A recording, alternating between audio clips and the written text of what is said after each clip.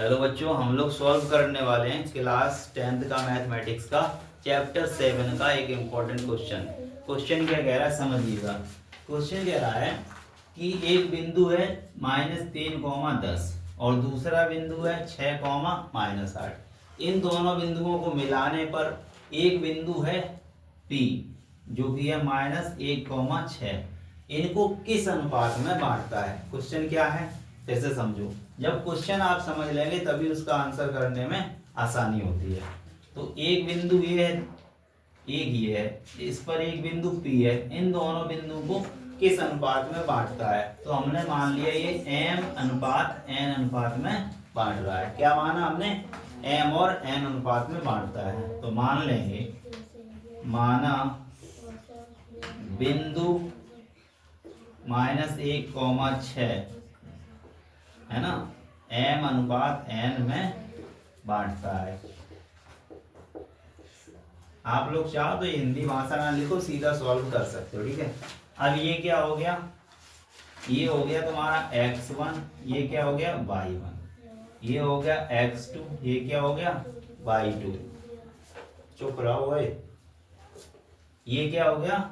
ये P होता था, P को क्या मानते थे? x और y है ना, तो P हो गया तुम्हारा x और ये क्या हो गया y। इतना समझ में आया? अब बीच पे ही बिंदु है तो कौन सा सूत्र लगाएंगे? अंतःविभाजन वाला। क्या होता है? अंतःविभाजन P होता है, P बराबर क्या होता है?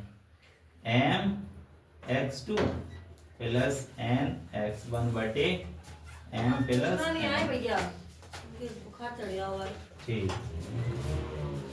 M यहाँ क्या होता है? y2 प्लस N x1 बटे M प्लस N, ठीक है, यही होता है।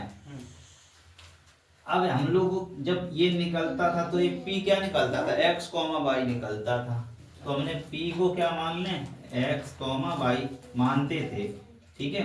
अब की बार P दिया है x का -1 और y का 6, ठीक है। तो P की जगह हम लोग क्या रख देंगे? अभी x, y रखा, फिर क्या रख देंगे? -1 और 6, ठीक है। अब देखो यहाँ मान रखो, M2 का कितना है? M का कितना है? माना ही है, पता ही नहीं है, यही तो निकालना है। तो M गुणा x2 कितना है? 6 प्लस N कितना है? पता नहीं है। x1 कितना है? -3 बटे M और N पता नहीं है, ठीक है, तो ऐसे ही लिख लो, कॉमा M पता नहीं है, कोई बात नहीं। y2 कितना है?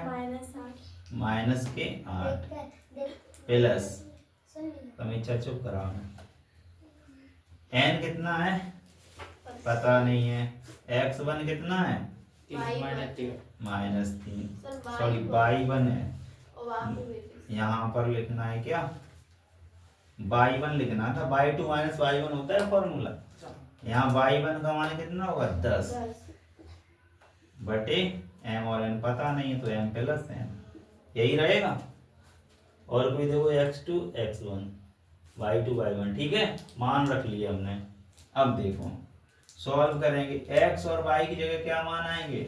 -1, 6 बराबर, ये क्या हो जाएगा? 6m हो जाएगा, 6 गुणा m तो 6m, ये हो जाएगा -3n बटे m प्लस n, ठीक है।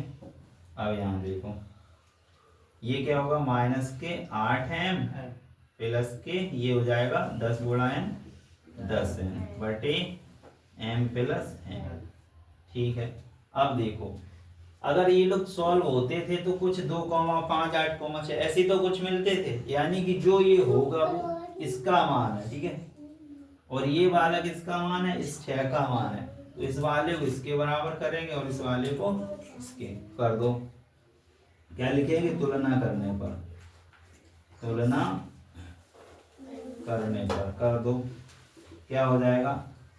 देखो इसके बराबर क्या लिखेंगे? 6m - 3n बटे में क्या है? m प्लस n बराबर में इसके बराबर क्या होगा? -1, ठीक है। यहाँ तक समझ में आ गया होगा। अब देखो इसका उधर गुणा कर देंगे तो क्या बचेगा? 6m - 3n बराबर एम का माइनस एक में तो माइनस एम और एन का माइनस में तो माइनस के एम। ठीक है, ये हो जाएगा।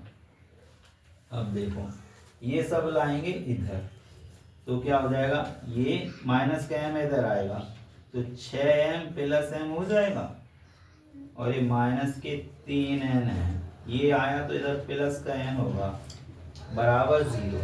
ये समझ में आया? उसमें देखो यहाँ दिख रहा है, यहाँ जाऊंगा ये दिख रहा है, यहाँ दिखेगा।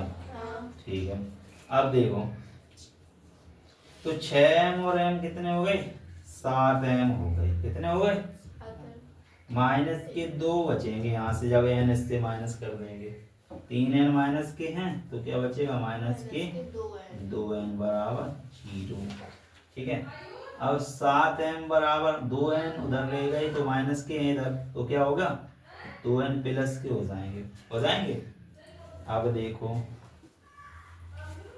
अगर हम लोग 7 को उधर भेजें तो कहाँ जाएगा, बटे में, तो यहाँ क्या बचेगा, m बराबर 2/7 और n यहाँ देखो गुणे में तो मानेंगे और n क्या आ जाएगा, बटे में, तो m बटे n बराबर क्या हो जाएगा, 2/7।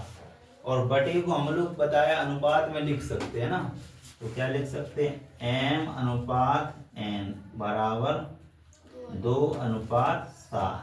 तो आंसर क्या होगा, 2:7, यानी कि m का मान 2 और n का मान कितना होगा, 7। इस तरीके से आप इन क्वेश्चन को सॉल्व कर सकते हैं। यदि समझ में नहीं आया तो स्पीड को YouTube से थोड़ा स्लो करके देखेंगे तो जरूर समझ में आ जाएगा। ठीक है, चलिए इस प्रकार से सारे क्वेश्चन हो जाएंगे। पिछले वीडियो हमने फॉर्मूले बताए थे, नोट कर लीजिएगा। अब देखो जो ऑनलाइन बच्चे हैं YouTube से देख रहे हैं वो ये वाला क्वेश्चन और देख लें। क्या कह रहा है क्वेश्चन कि दो बिंदु हैं, A है 8,9 और दूसरा है -7,4। इनको एक बिंदु 2:3 के अनुपात में बांटता है, 2:3 के अनुपात में बांटता है, तो उस बिंदु के निर्देशांक बताओ। तो ये जो P बिंदु मान लिया हमने, इसके निर्देशांक मान लिए x, y हैं और 2:3 में बांटता है तो m का मान लिया 2 और n का मान लिया हमने 3। ठीक है, अब देखो यहाँ पर अंतः विभाजन का सूत्र लगाएंगे। अंतः विभाजन से बिंदु P के निर्देशांक, क्या फॉर्मूला बनता है बच्चों, फॉर्मूला बनता है P के निर्देशांक बराबर m x2 plus n x1 बटे m plus n1, m plus n, और इधर comma m y2 plus n y1 बटे m प्लस n ब्रैकेट 1। अगर ये फॉर्मूले आपको याद नहीं होते हैं तो पिछले वीडियो हमने एक बहुत ही अच्छा तरीका बताया है m प्लस n वाला, तो उसको देखकर आप सीख सकते हैं। अब हम यहाँ से क्या करेंगे, इसको मान लिया x1 y1, इसको मान लिया x2 y2। अब ये और m और n के मान ये रखे हैं, ये मान यहाँ पर रखने हैं। m का मान कितना है 2, x2 का मान -7, ये देखो, प्लस n का मान कितना है 3, x1 का मान कितना है 8, ये 8 रख दिया, बटे में m प्लस n है तो 2 प्लस 3। इसी प्रकार यहाँ m 2 y2 4 है प्लस n 3 है, y1 कितना है 9 है, देखो यहाँ पर 9 है, बटे 2 प्लस 3। अब इसको हम लोग सॉल्व किया कैसे, 7 गुणा 2 होगा 14 माइनस के 14 और ये 8 गुणा 3 होगा 24, 24 माइनस 7, 24 माइनस 14 होगा, कितना बचेगा 10 बचा, 10 लिख दिया, बटे में 2 प्लस 3 5 लिख दिया। ऐसे यहाँ पे 4 दूनी 8, 9 27, 27 और 8 जब हम लोग जोड़ देंगे तो कितना मिलेगा 35, ये हमने 35 लिखा। 2 और 3 जोड़ा 5 हो गया। ठीक है, तो 5 का भाग करा 10 में कितना आया 2, 7 5 का भाग करा 35 में कितना आया 7। तो आंसर क्या आ गया, P के निर्देशांक आ गए 2,7। इस तरीके से आप इम्पोर्टेंट क्वेश्चन सीख सकते हैं और हर एक चैप्टर की मैंने लगभग पढ़ाए हुए हैं, जो चैप्टर बचे हैं उन सभी के वीडियो आते जाएंगे। तो क्लास 10th मैथ में आप इम्पोर्टेंट क्वेश्चन जरूर देखें और अच्छे नंबर लाने के लिए आप इस व्हाट्सअप नंबर पर अपना नाम लिखकर मैसेज करें, जहाँ पे आपको इम्पोर्टेंट क्वेश्चन मिल जाएंगे। व्हाट्सएप नंबर है 70 55 66 70 37। ठीक है, इस नंबर पर अधिक जानकारी कैसे आप टॉप कर सकते हैं सब कुछ मिल जाएगा। बस आपको अपनी क्लास और अपना नाम लिखकर भेजना है। धन्यवाद।